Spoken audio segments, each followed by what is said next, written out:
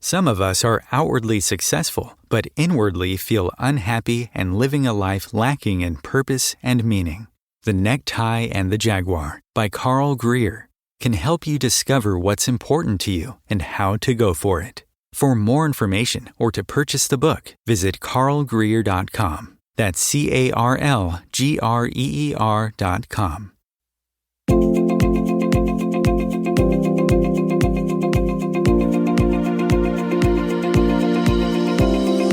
Welcome to Adventures in Consciousness, the interactive show that offers expansive conversation with pioneering new thought teachers and personal real-time guided journeys into the imaginal realm to access your soul's wisdom and discover how to live your greater story.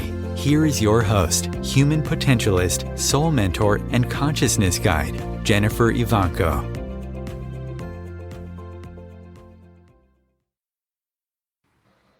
So welcome to Adventures in Consciousness, the conversation. Joining me today is writer, mentor, and consciousness coach, Jeff Vander Clute. Jeff is a co-founder of Enlightened Journeys and Expeditions and Sourcing the Way. He's a longtime member of the Evolutionary Leaders, as well as the Global Compassion Council of Charter for Compassion International and the Association for Spiritual Integrity. He serves on the board of directors for Alliance for the Earth Garden of Light and Source of Synergy Foundation. Jeff is a friend for the spiritual journey and an advisor to love-based business and organization. He is committed to realizing a healed and transformed world filled with people, communities, and entire societies that are deeply aligned with life. Using the science and technology of awakened consciousness, Jeff guides people through the complexities of these times to illumined possibilities. The work creates a subtle field of loving presence, which I know you're going to experience just by being in his presence. And this accelerates spiritual awakening and the flowering of one's sacred capacities in service and in joy. Jeff Vander Clute, welcome and thank you for joining us. Thank you, Jennifer. It is truly a joy to be here with you and with all of you. Thank you. And I really am excited to start with Jean Houston's quote about you. He says, she describes you as a modern day Merlin. This is an archetype I think that many people are very attracted to these days, especially that idea of the mysteries and delving into the mysteries beyond this everyday normal state of consciousness. So I'd like to start with where your journey began. What makes this this modern day Merlin? Well, and who is this modern day Merlin anyway? I was just reflecting, and I had an image come to me, a memory from the 90s, if you can believe it, the 90s. And I was in France in a hotel room, and my friends were somewhere else sleeping, and it was late, and I was awake, and I was looking in the mirror and wondering, who's that? And really quite fascinated at what's there, what's behind the eyes, what is this being I see? Who is he? So Merlin, well, certainly the world needs a lot of magic these days. I feel that I've been blessed to experience quite a bit, and over time have had certain experiences that have activated maybe a bit more, certainly than I had before, been aware of. So there was one experience in particular in 2002, which was quite formative. And I was in the office one weekend because that's where the whiteboard was. And I loved to draw on the whiteboard and think about math and physics, really the deeper roots of math and physics. At that point, I wouldn't say that I was a mathematician or a physicist, but I had studied both in college and had some inklings that there were deeper realities that perhaps we couldn't get to with the current state of our scientific understanding and our logical analysis. Nevertheless, I love to think about physics. So I was contemplating certain kinds of elementary particles, and I had an insight that basically is particles that look different to us using our measuring devices appear to be the same when viewed from a higher perspective. You could say a higher dimensional space. And when that idea landed in me, immediately I felt this incredibly strong energy rise from the base of my spine. So there was some kind of Kundalini experience happening, but I didn't know the word, and I had no concept or framework for spiritual experiences at the time. But nevertheless, this energy rose rapidly all the way to the top of my head, and I felt that I was lifted out of my chair and then danced around the room. I found myself dancing in a very fluid way, which felt amazing. And I wasn't really a dancer then, and I'm not much of a dancer now, but I went with it because it felt so good. And um, there was no fear. There was no sense that something is wrong. I just felt that there was truth in the insight and that it would lead to something, who knows what. So I went to the whiteboard and I started drawing equations and my version or rendition of these elementary particles and how they might appear to be the same when viewed from on high and different when viewed from, say, 3 dimensions. Anyway, this experience of activation, energy activation, really opened up something. It opened up my nadis, perhaps. I'm sure there are different ways of understanding it. And afterwards, I was much more aware that whenever something was really good, I could feel a kind of tingling, warm, maybe rising energy in the spine. And so there was an involuntary registration of the goodness, or registering of a yes in my body system. And that was interesting to me, to say the least. So the scientist, the sort of quasi-scientist, because I felt like I had to go beyond the horizon of science as currently practiced, was fascinated. And pretty much I made this my life's mission, really, to explore the possibility of deep wisdom, profound truth, making itself available through the body, through something very tangible. So something intangible becoming visible and experienceable through none other than our sacred vessel. How interesting is that? So as the years went on, it took me a little while actually to truly and fully warm up to this possibility of living in alignment with yes, actually making decisions based on whether I felt the energy. And at some point, a few years later, I think it was 2007, I wrote a blog post called The Signal, which was my coming out announcement that, hey guys, gals, peeps, I've got this thing that I feel, this sensation, and it's really great. And it seems to correspond to good things happening or good decisions. I know I'm on the right path when I feel it. So I'm hereby going to live, basically. I'm going to live my life according to the signal, according to the yes. And as soon as that blog post was live, I started to have a kind of acceleration in terms of spiritual openings and insights, and eventually some awakenings. And life became a flow. Life became much more enjoyable than it was before. There was a lot of suffering, a lot of struggling, difficult, dark times, which changed rapidly as soon as I said yes to life and yes to the signaling, our internal GPS, if you will. There's a lot of things I want to tease out of just all that you just said, because there's so much really good stuff there. I want to go back to when you got up and you actually started dancing and moving and letting that flow through you, through the body, through that yes you were having. But it was also, isn't it a sense of different parts of you coming together, because you're using the body, the mind, the energy, all of it's flowing together in alignment, right? And that's very true. Well, at the time, I would have been hard pressed to dance. If someone asked me to dance, I would have been extremely shy about that. Now, granted, I was on my own in this room in the office during the weekend, but somehow you're absolutely right. There was a fluidity, a seamless integration of the body and the mind. And prior to that, my mind was very sort of dominant, and that was one of the reasons I was so miserable. But you had a curious mind, obviously, because you were searching. Well, there was good in it, just like Darth Vader. That's good. You said you didn't have really a spiritual background at that point. It was more scientific and mathematic at that point, yes? Yeah, I'd had some inclinations and had played with Ouija boards and hypnotizing my friends at a pretty young age and having remarkable results. And then my friends sort of freaked out, and I no longer had any test subjects, but it was powerful. And So there might have been early indications. I remember at one point at a sleepover when I was maybe 12 or 13, saying to my friends, and the idea was just coming to me then, there's really only one God.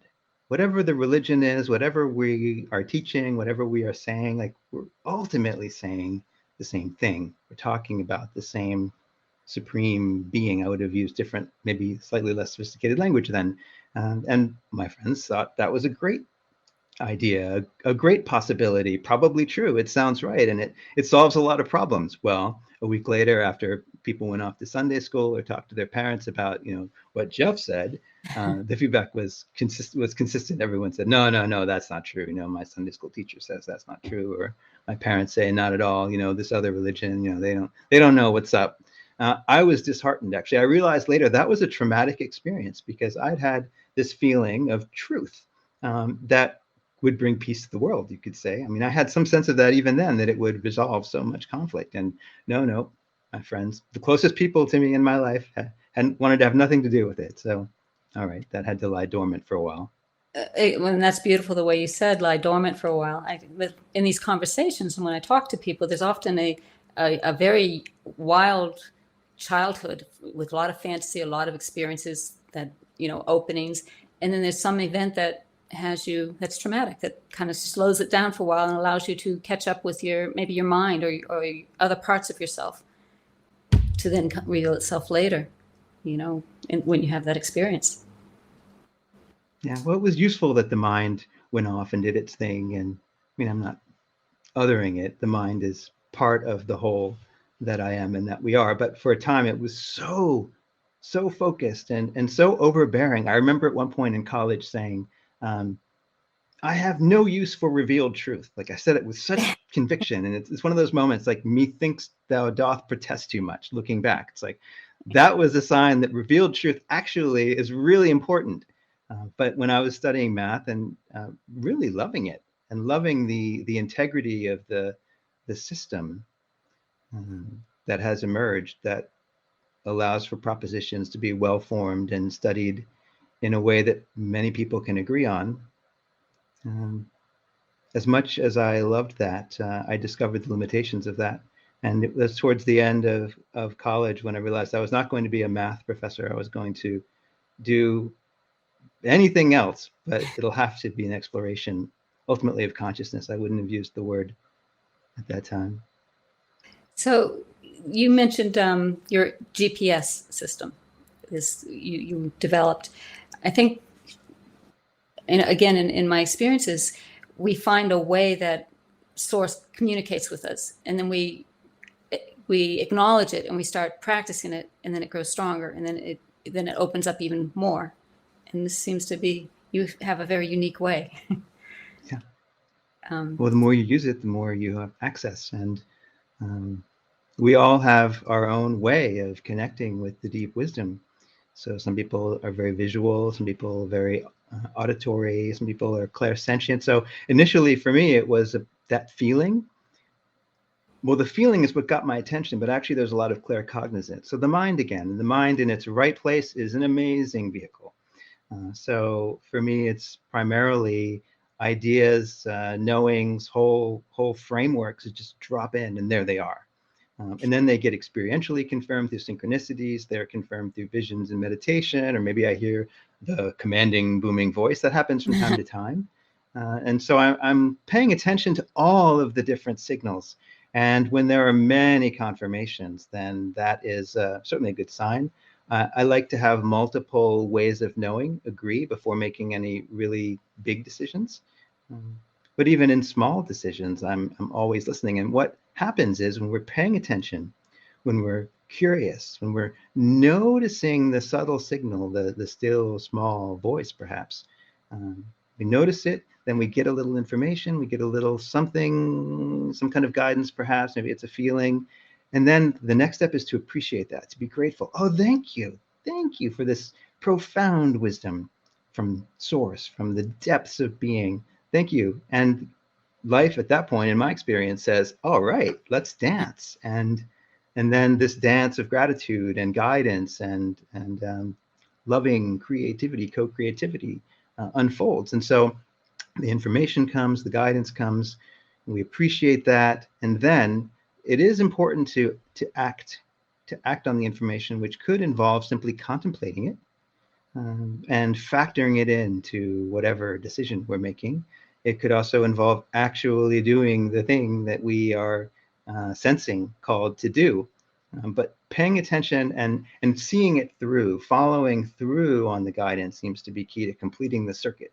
And then every time we complete the circuit or the feedback loop gets tighter and tighter and tighter until sourcing, or this way of being that is fundamentally in alignment with life, becomes a constant way of being in the world. So this is what I mean by sourcing in everyday life, sourcing as a spiritual practice, sourcing as an infinitely practical way of being as well, because there's nothing that we can't inquire into in a deep way and get incredible clarity around.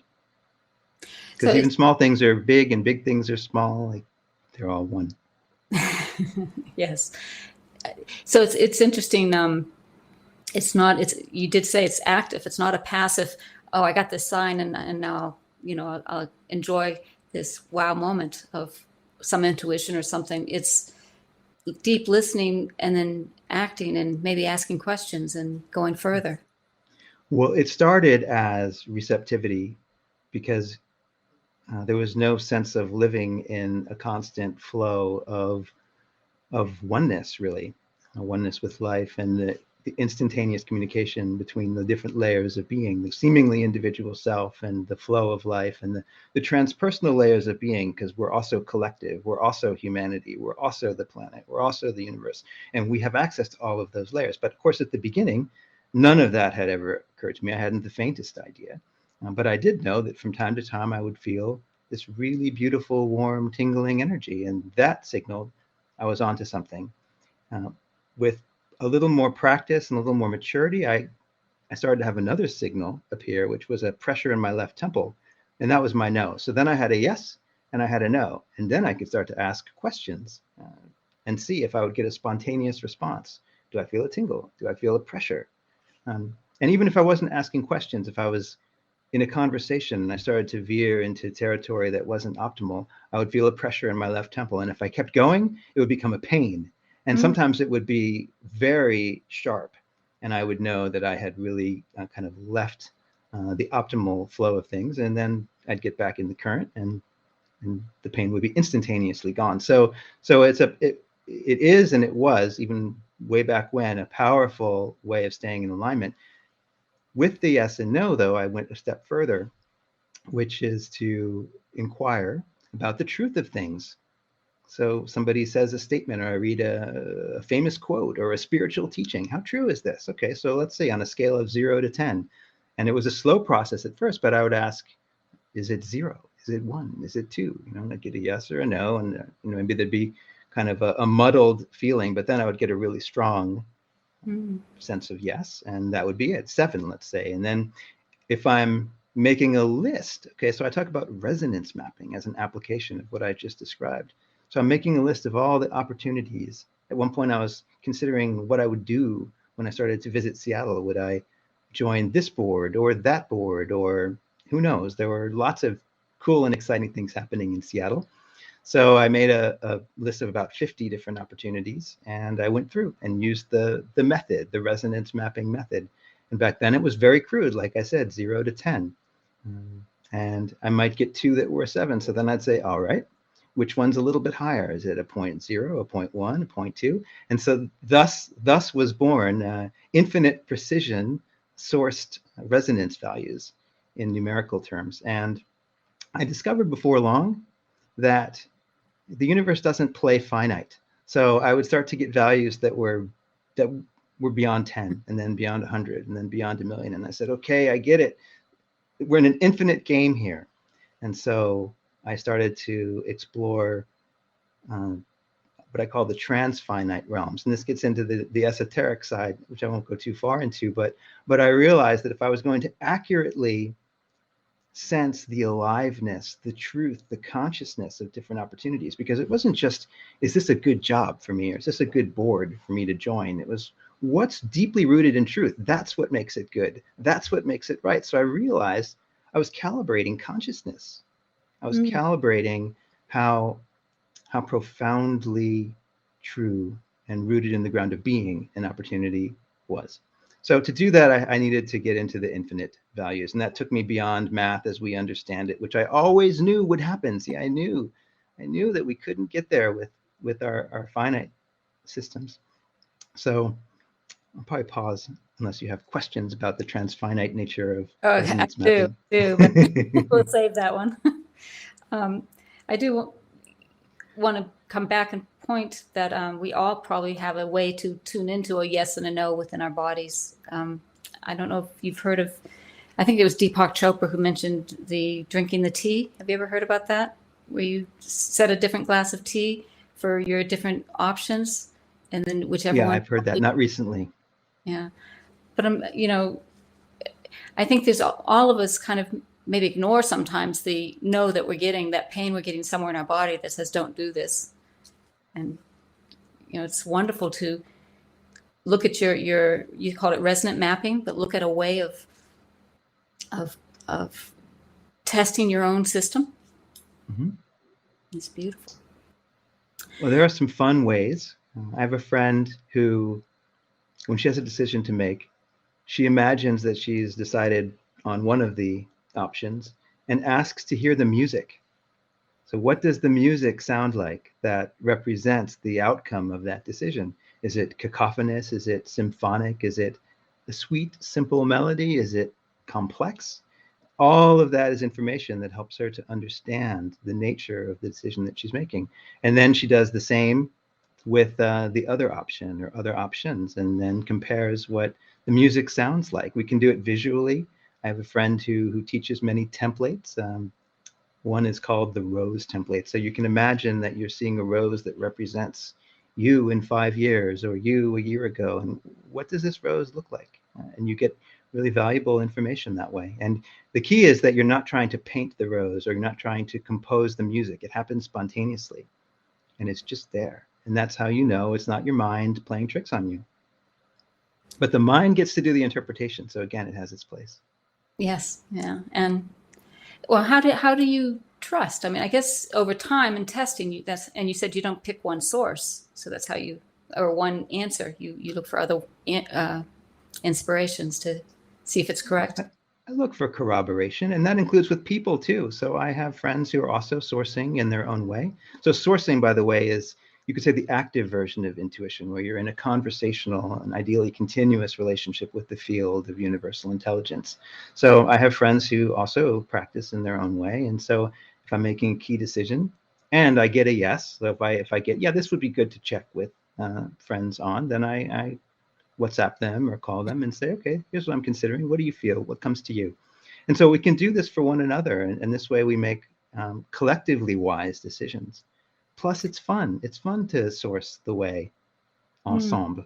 Well, and I think you touched on, again, the collective. I mean, we're getting into a collective movement, not an individual movement, right?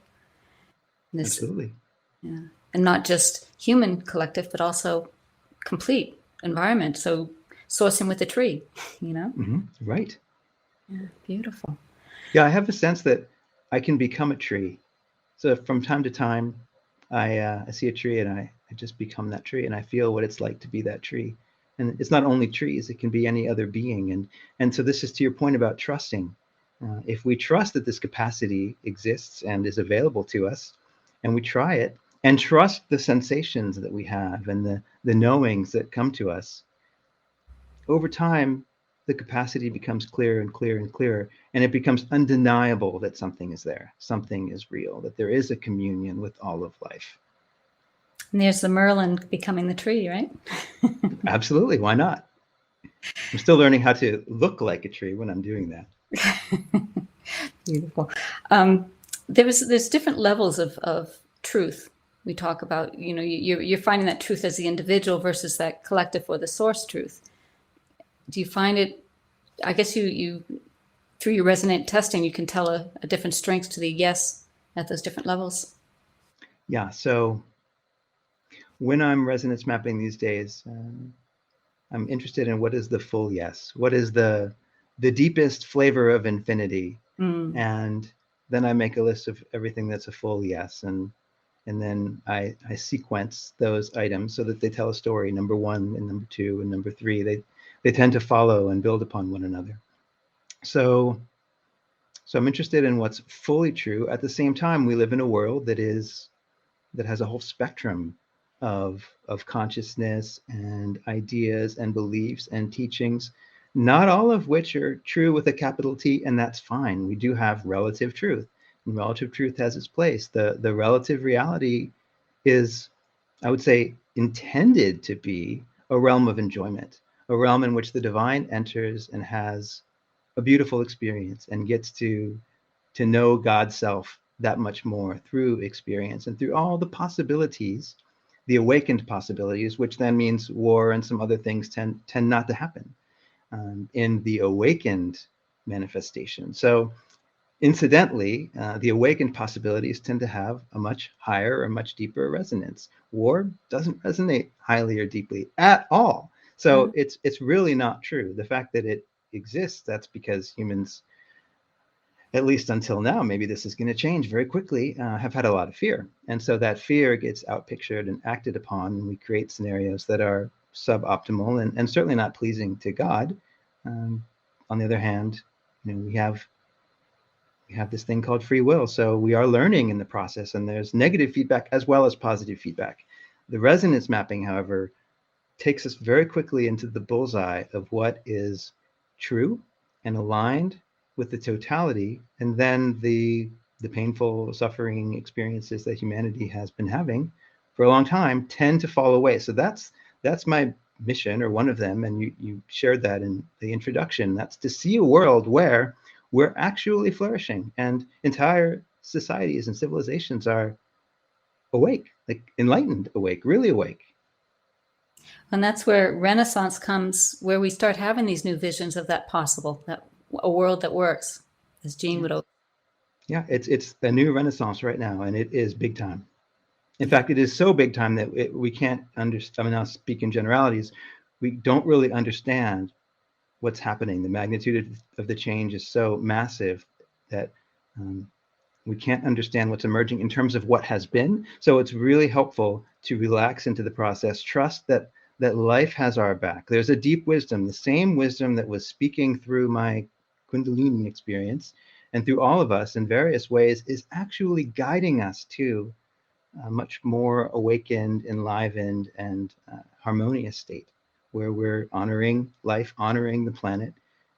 And we're going to see big changes in this decade where humanity starts to get it. And as soon as we notice that we're starting to get it, it's going to become exciting. Just like I became passionate about the experience of the inner wisdom being expressed, we're going to become collectively passionate about the possibilities for reinventing our society and regenerating our ecosystems and creating new kinds of businesses that are aligned with life, not extracting life. It's going to happen much faster than we think. And I can feel it, that quickening. It's wonderful, because it is a time when we're being faced with so much bombarded at us that we have to choose, the polarization, the things that are happening around us, that we have to find our inner path, our inner direction that will help create this new world in that vision together. I have to stop for a break here. We are speaking with Jeff Vander Clute, and I'm very excited to come back in a few minutes to continue the conversation. Real Conscious Connection. OMTimes Radio. IOM FM. OMTimes Magazine is one of the leading online content providers of positivity, wellness, and personal empowerment. A philanthropic organization, their net proceeds are funneled to support worldwide charity initiatives via Humanity Healing International. Through their commitment to creating community and providing conscious content, they aspire to uplift humanity on a global scale. OMTimes, co-creating a more conscious lifestyle. Hello, I'm Sandy Sedgbeer, host of OMTimes Magazine's flagship radio show, What is Going On? My passion is sifting through information, research, and innovations from new thought teachers, speakers, and researchers, pushing back the boundaries of what we know about life, energy, metaphysics, and the universe. I love shifting perceptions about who we are, why we're here, and how quickly impossible becomes normal when we open our minds, expand our awareness, and accept that the only limits that exist are those we place upon ourselves. So if you're the kind of forward-thinking, eager investigator of what lies beyond the current reality that most perceive, why not make a date to come play with me in the field of possibilities at 4 p.m. Pacific Time, 7 p.m. Eastern Time every Thursday, and together we can discover what's really going on. There is no greater mystery in life than you. So why not take a fully experiential plunge into the depths of your being to uncover and retrieve all the secrets and wisdom your soul is crying out for you to know? If you enjoy Adventures in Consciousness, the conversation, you'll love Adventures in Consciousness, the course. Join Jennifer in this unique 13-week series of journeys specifically designed to unlock the mysteries of yourself. Each week, you'll journey progressively deeper into the meta realm, where, freed from the limitations of your mind, you'll get to play and explore the inner and outer reaches of your awareness. The next series of Adventures in Consciousness, the course, is starting soon. Find out more and stake your place at JenniferEvanko.com. There was an old woman who lived in a shoe. She had so many children she didn't know what to do.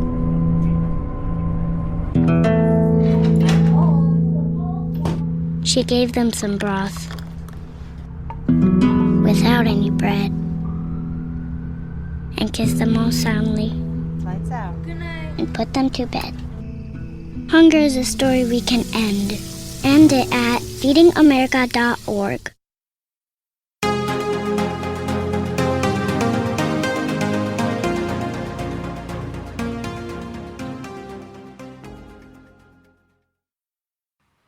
Welcome back. You're listening to Adventures in Consciousness, the conversation. My guest is Jeff Vander Clute, and we were just talking before the break about the renaissance that we are coming to and the changes. I'd like to bring up a writing that you did recently about COVID and what you see these times that we're going into. That to me is kind of a start of a major change in our life, obviously. So why don't you talk about that just a little bit?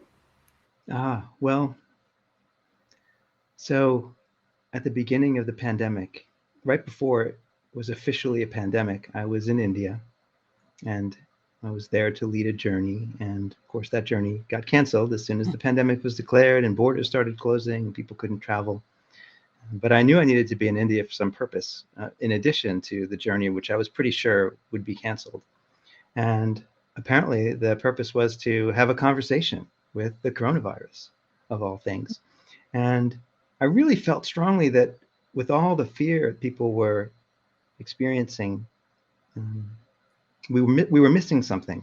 In fact, we were missing the possibility that the coronavirus might be bringing some gifts. Now I realize it's brought suffering, it's brought death, it's brought misery. And that's very sobering.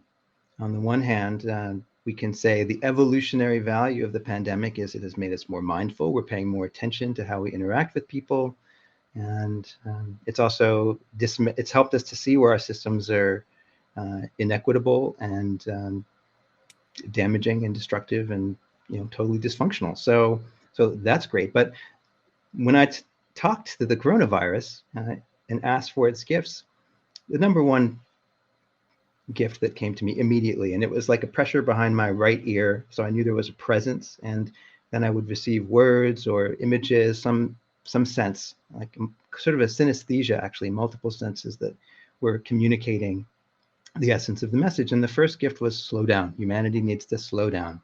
And then we experienced the global pause. Other messages, there were 6 included. Essentially, we need to connect and form communities of mutual support, so people supporting one another. And people will recall that there were Facebook groups with 30,000 people who were showing up to provide assistance and material support, food, whatever it might be, for people who were in need. So there was so much beauty that did happen. I also asked for the message for humanity, and the coronavirus said, hey, as long as you fight me with fear in your hearts, I'm going to take different forms, which is something viruses do anyway. But this wasn't coming from my mind. I wasn't trying to write as if the coronavirus was speaking to me. I really felt this presence communicating. And it said, I'm paraphrasing, but I'm a compassionate force. I'm delivering humanity from war. If you focus on me instead of fighting with one another, that would be a great thing. And that's the deep opportunity, at least one of them. There was also some information about possible upgrades to our DNA, because viruses do that. They move DNA around, and that's part of their function, and that's normal, and it's fine. There's been a lot of fear about what's happening to our DNA. I realize. So it's not like this time is simple. It's actually quite complicated, and that's why it's an opportunity to raise consciousness, because as we try to work out what's going on with the vaccine, am I for it? Am I against it? Do I get the jab? Do I not? Am I afraid of coronavirus? Is it a great thing for humanity? Maybe it's all of the above. And when we reconcile the opposites, the apparent opposites, we rise in consciousness because we can hold a greater whole. So right now, there's still a lot of polarization pretty much everywhere you look in politics, not just the virus and the vaccine, but the polarization is so painful that there is this arising impulse to reconcile. And so I'll tell you a brief story of a woman I worked with who we had a session, and after that session, she was going to have a conversation with her children and was essentially preparing to say goodbye because they'd gotten the vaccine, and that meant therefore they were guaranteed to die in some period of time. There are all kinds of ideas. Of course, we'll see, time will tell, but I'm pretty sure that one's not true. And she reported afterwards that she had such a loving conversation with her children. They connected on a deep level out of genuine concern for one another, and it lifted their relationship. So that's a very specific example of how loving connection is possible in polarization. In fact, it is the resolution of polarization, and eventually we find that love, and it weaves us together, and it brings us together, and we become more awake collectively. So we're awakening together thanks to this hyper complex global situation, and that is one of the bottom line messages of the coronavirus, which is, look, I'm a force of love, and we can be friends. This can be a positive experience. And I would add, in the measure that we let go of the fear. So we haven't fully let go of the fear. So we're still experiencing the fearful consequences of our own confusion. And so a lot of the suffering, maybe not all of it, is avoidable. And I've been getting all along that, humanity could take a different path. We could turn, and the pandemic would end much sooner. And a lot of the discomfort could be greatly abbreviated if we chose to let go of the fear. And that's a big step because, again, I'm generalizing a bit, but humans have tended to identify with the fear and build whole systems and institutions based on fear. That's what's crumbling.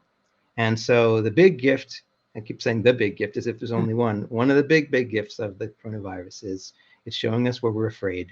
And when we see it, something in us alchemizes because we don't really want to feel this way. And so the fear dissipates. We become a bit more luminous, a bit more loving. And again, within not very long, the fruits of this awakening, and it's a real awakening, will be apparent. And then we'll be like, yeah, that's tasty. More of that, please. And so there'll be an acceleration. The interesting, you said a few times there, the choice. I mean, we have this choice. We don't realize, we don't see it as a choice when we're in the middle of it, in the midst of this fear or this. And it seems even, we dance with this fear. We'll slip into it, we'll be in it, and then we realize it again, and then we open up a little bit more and go hopefully a little bit more into love. Quite enjoying, and it is all about the experience, right? It's ultimately about the experience and choosing what we want to experience. Right. Together as a collective. And we will choose again until we choose love. We will keep being invited until we choose love. So there's an inevitability that we choose love. That is the ultimate choice. And it is happening now for more and more and more people. And I've noticed that there's something shifting on the inside with quite a few people I know. They're becoming more relaxed, inexplicably. people don't know why they're a little bit less angry with their family members. So there's something happening on the collective interior of humanity, and I see it as an erosion of our strong identification with polarized ideas and concepts. And that's sort of technical sounding. What matters is that we're feeling more peaceful. We're feeling less inclined to fight. And at the same time, you look around, you read the news headlines, and you read whole news articles about everything that's wrong in the world. And that's just part of this great working out. And that's one of the ways I talk about these times. It's a time of great working out, huge resolution of karma, we could say, so that we actually have a clean slate to create the societies and institutions that serve life and are supported by life. Because if we don't, well, we're not going to find ourselves around for much longer. Yeah. I have eternal optimists here, because I feel there's like you said, that we keep being offered to choose the love, and eventually that becomes the choice we want. It seems to me there's so much being sent our way. We have so much information, so many things you can read in the news, and a lot of it's not good, that we are being, again, choosing to come back to what is important, to that conversation that woman had with her family. That felt good. Do more of that. Beautiful. And I know that we make it. I know that we choose to love and align with life. In meditation, I've really seen it, and I felt it. I feel it coming. In addition to our intuitive capacities, we can drop into a place where we can feel the entire human family as our extended body and our extended web of relationships.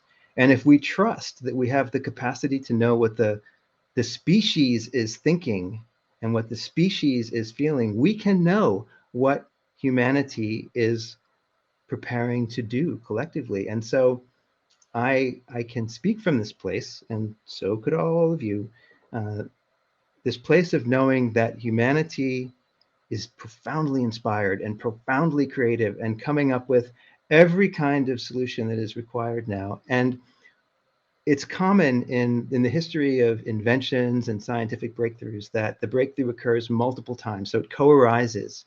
And that's a hint that actually the invention or the discovery is happening at the level of the species mind. And then it's appearing like mushrooms that pop up all at once here and there. They're connected underground by the mycelial network, but you don't see that. You only see the mushroom. So the mycelial network in this analogy is the mind of the species and the heart of the species, the being and the body of the species. And humanity has said, we're changing. We're going to harmonize with life, not just the Gaian life, but with life beyond, within ultimately a universe that is entirely alive. So we have some really big discoveries to make, but we can't make the really big discoveries while we're still fighting with one another. So we have a little bit of work to do now, and a lot of fear to transmute. It's absolutely happening though. So we think about Renaissance is sometimes that ability to jump beyond this level of thought field that we're in right now, that has that fear and that things that we're working through, into that what's coming next. And I imagine as you're talking, I'm thinking, I'm being inspired by the conversation you had with COVID. And I'm sure you've probably had conversations with the human consciousness, or the human as a collective human beyond in that. Have you written from that place of what a path might be, or where we might be going? I haven't done the same thing with the superorganism of humanity. It's more of a just kind of friendly connection. And so a moment ago, I was feeling into that and speaking from that, rather than a memory of some previous conversation or connection. It would be interesting. So I did a little bit of channeling around the beginning of the pandemic, because of the initial success with a message from the coronavirus that told me it was a useful thing to do. People wrote from all over the world to say thank you. This loving message really transformed how I understand these times. I heard from military people, spiritual teachers, like all kinds. And basically there was no negative feedback. So I knew that, a message that really comes from deep love tends not to evoke the blowback of disapproval, for instance. So I knew, okay, this is something that we can do and it's worth doing. So I wrote a few more pieces kind of like that. But then something in me said, nah, you're not going to become like the guy who channels viruses or whatever. So it's much more now about integrating with the different aspects of life and speaking as it rather than from it or having it channel through me. And that this experiment is ongoing, to be all of life. And ultimately, in the practice of sourcing, every time we drop down into the root of our being, we become the root of our being. We become the source. We become extraordinarily creative. And so that's the experiment that I'm still running, which is how to become super creative with everyone else, brothers, sisters, other species, animal friends, because we all have the same source. We are all the same source. So what happens when a few of us or many of us go there together and create in a conscious way? And I was going to say, we in our linear mind, we think of we're dropping into that source. We are that source. We are in the spectrum of being, and expanding into being more of that whole spectrum at once, right? Yes. Yeah. So, and that is the genius and the beauty of the human experience, that we can be all of it. And maybe not all of it at once in the linear unfolding of time. We have to kind of tune the radio dial. So like right now I have to like do practical things as the Jeff guy, and now I'll be, humanity, and now I'll be, one with the coronavirus. That's super fun. And life is just filled with incredible opportunities to experience more life. Well, there's obviously a lightness to this, the way you're sourcing your day, or your way. How'd you say it? Sourcing the way every day? Sourcing the way every day works for me. I mean, you have this. It's a lighthearted thing. I think it's something in every moment, whatever we're facing, can give us a struggle, a resistance, or it can give us some beautiful path forward, or love, like you said. And even the struggle and the resistance are a gift. And look, I know there are some horrendous situations, and I don't want to minimize, and I don't want to dismiss like the real challenges that these times have presented us with. And I will offer another analogy, which is the butterfly. When the butterfly has gone through its metamorphic process and it's still in the chrysalis, but it's ready to come out, it starts to stretch its wings. And of course, the chrysalis is very resistant. But if you as a kind-hearted person came along and cut open the chrysalis to help the butterfly out, it wouldn't have the strength to fly. So challenges can be gifts, and our challenges can be way less severe than they have been.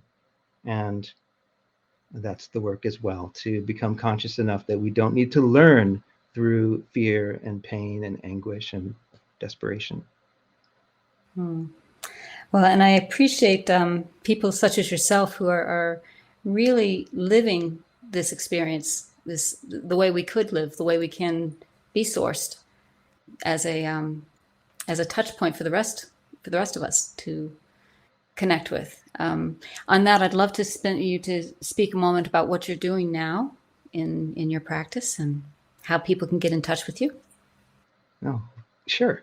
Well, so the easiest way to get in touch with me is to go to the website, jeffvanderclute.com, and also enlighteningjourneys.com.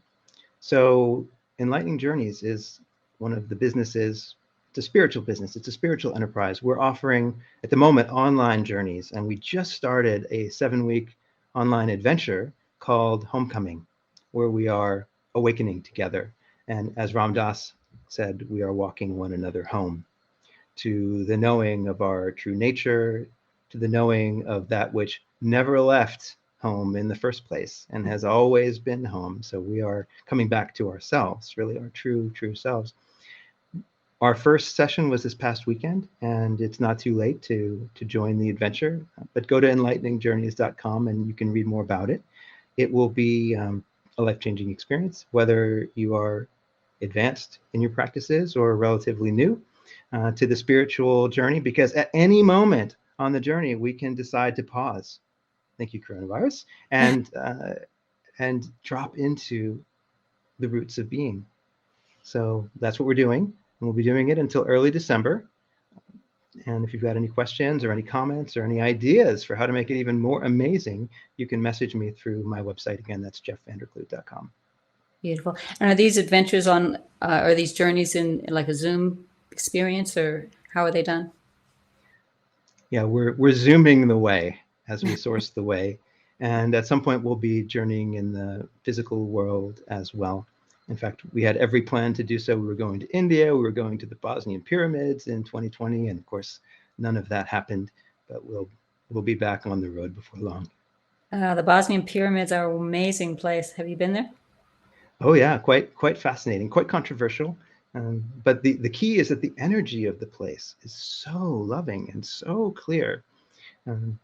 Whether they're actually pyramids, whether they were actually constructed, is much less important to me than what opens up in the presence and in the place. And also, Bosnia is a place where there has been much suffering. Not long ago, in the mid-90s, early in mid-90s, there was the very unfortunate breakup of Yugoslavia, which, well, maybe the breakup was necessary, but the violence was not, and people suffered, and their brothers and sisters fighting. And the thing is, though, Bosnians are embodying the other side of that conflict. So that's why you feel the love, you feel the reconciliation, you feel the possibility on the other side of the human travails.